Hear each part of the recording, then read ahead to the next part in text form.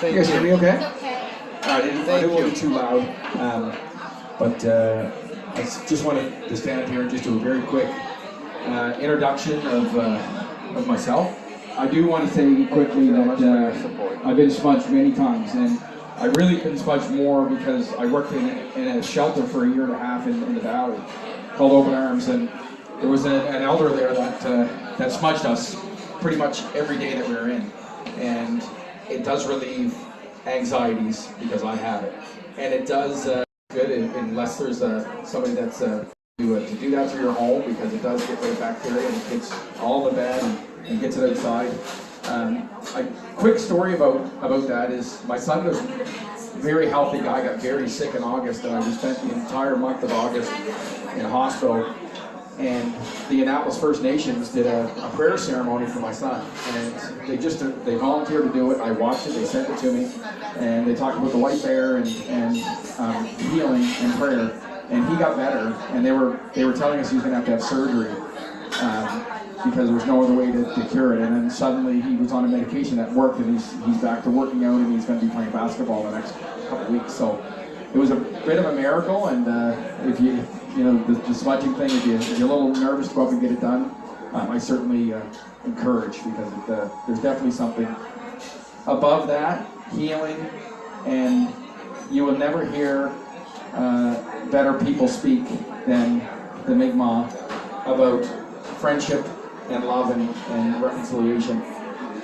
They actually talk about that constantly. We have something to learn from that, because their message is always love and friendship. So because the world sucks right now, love and friendship is the best thing that we have and the best thing that we need.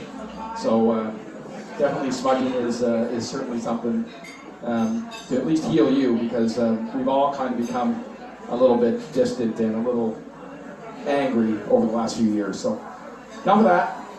My name's Kevin Davison. I've been a paramedic for 30 years. I'm going to age myself here, and a volunteer firefighter for the same amount of time. I joined when I was 18 years old. I was gung-ho to be a firefighter, and that's what I did. Turned into being a paramedic, and over time I developed certainly some anxieties through my job. PTSD is a good, I don't like to say PTSD, I like to say PTSIs, where they're injuries instead of how they consider post-traumatic stress disorders.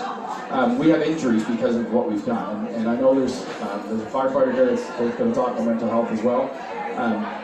But over the years, when I was in my 30s, I started to just notice some things with mental health and PTSIs, and it took me quite some time to figure out that these were normal when it comes to being a first responder.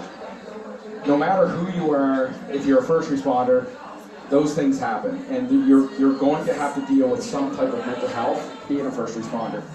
Some of them can tell you that they've never had an issue, but I can tell you there are always issues, whether it's divorce, whether it's addiction, whether there's something else going on with it. There's always something that's going to get you if you're going to work a long period of time in the medical field or being a firefighter or a police officer. I've seen it many times. I've lost several of my friends to suicide because of PTSI. It's not a great thing. It affects your entire life. So my suggestion is, even if you're not a first responder and you do feel like there's issues going on with mental health, especially over the COVID period. Right now, the pandemic is mental health. I still work on an ambulance, and I can tell you that mental health right now is the worst I've ever seen in my entire career. So reaching out is the hardest thing. It took me years to reach out to talk to somebody, and I recently just scheduled my next round of appointments for October, just because I want to, and not because I'm not working, or not because I'm struggling. I just want to be on top of it.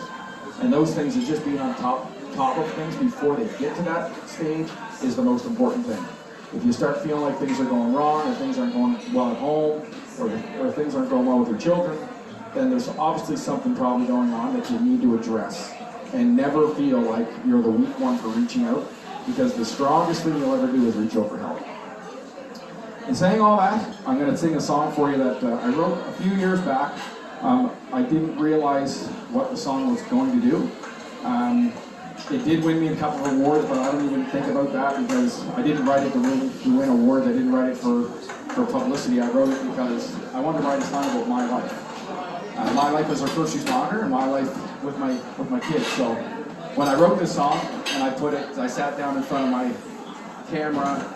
I didn't even have my guitar tuned up that well. And I probably was wearing terrible clothing, and I just wanted to put this song on